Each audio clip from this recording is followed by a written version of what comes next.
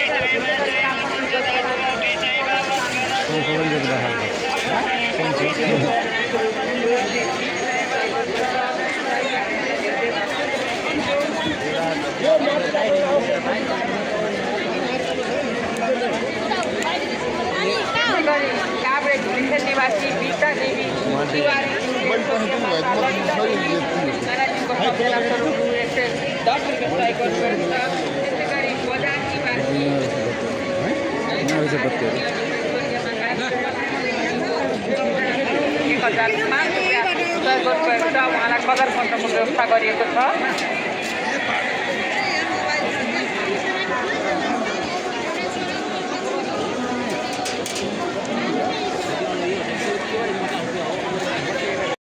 Finally म चाहिँ यहाँ गेटभित्र प्रवेश गरिसकेँ। यहाँ देख्न सक्नुहुन्छ यतातिर कुण्डतिरको लाइन यस्तो भिडभाड छ। बिचमा चाहिँ कुण्ड रहेको छ, जहाँ कि यहाँ सबै भक्तजनहरू चाहिँ नुहाउने ठाउँ। तर भित्र पनि त्यति साह्रो चाहिँ भिड चाहिँ छैन है, यहाँ देख्न सक्नुहुन्छ। यतापट्टि पारिपट्टि चाहिँ तपाईँको पुरै मातालाई चढाउने ठाउँहरू। यहाँ चाहिँ स्काउटहरूले चाहिँ यहाँ लाइन लगाएर राखिएको छ भक्तजनहरूलाई। चाहिँ भिड भइहाल्यो, हामी प्रवेश गर्ने ठाउँ। माथि डाँडातिर पनि मान्छेहरू रहेको छ, देख्न सक्नुहुन्छ। डाँडातिर चाहिँ पुरै मान्छेहरू रमाइलो हेरिरहेछन् गाइज। यहाँको लाइन सटेको अवस्था रहेको छ अहिले चाहिँ। नानी बाबाहरू, स्काउटका नानी बाबाहरूले चाहिँ यहाँ लाइनहरूलाई चाहिँ कन्ट्रोल गर्दैछन्। त्यहाँतिर देख्न सक्नुहुन्छ OMG 4 कति 4 हो यहाँ त। यो चाहिँ यहाँको माताहरूको नाममा चढाउने भेटीहरू चढाउने ठाउँ रहेछ। यहाँ चाहिँ देख्न सक्नुहुन्छ यस्तो खालको पुरै भरिएको छ यो चाहिँ।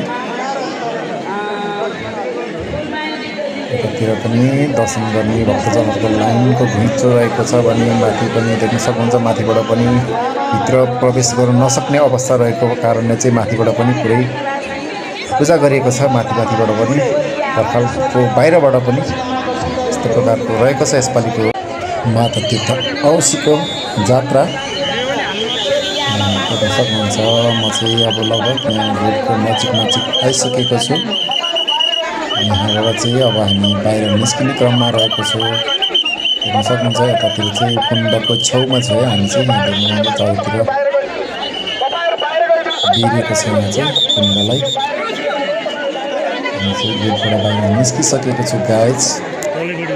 भिडभाड त तपाईँहरूले देखिसक्नुभयो होला र पोहोरको जतिको चाहिँ यसपालि चाहिँ त्यति खासै चाहिँ भिड छैन। किनभने म यहाँ छिरेको चाहिँ लगभग त्यस्तै आधी घन्टामा चाहिँ म भित्र पनि छिरेर पनि पूजापाठ गरेर पनि निस्किएको अवस्था छु। त्यसैले गर्दा चाहिँ पोहोर सालको जस्तो चाहिँ यसपालि चाहिँ त्यति भिडभाड पनि छैन। यसपालि चाहिँ एकदम ठिकैकै छ। अब त्यस्तै घाम पनि छैन, गर्मी पनि छैन। पोहोर चाहिँ पानी परेर अलिक तनाव दिएको थियो। यसपालि चाहिँ त्यस्तो चाहिँ छैन।